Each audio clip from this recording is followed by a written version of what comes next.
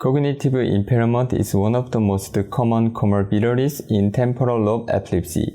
We will present a protocol describing how to assess memory impairment using a mouse model of chronic epilepsy.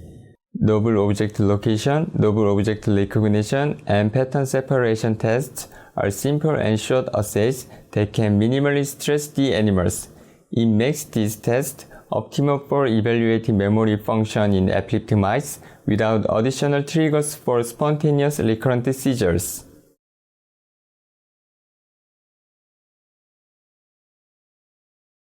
To begin, acclimate the animals to the low light in their home cages for at least 30 minutes. Prepare an open field box. On day 1 of the habituation, place an illuminometer in the center of the open field box and adjust the illuminance to 60 lux.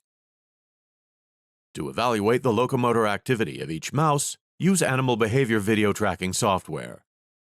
Once the video tracking software is opened, calibrate the size of the open field box. Then, gently place an experimental mouse in the open field box facing the wall. Open Smart Program, click Customized, and Accept. Click Image Source. After selecting the installed camera, press the Set button, adjust the camera resolution, and press Accept.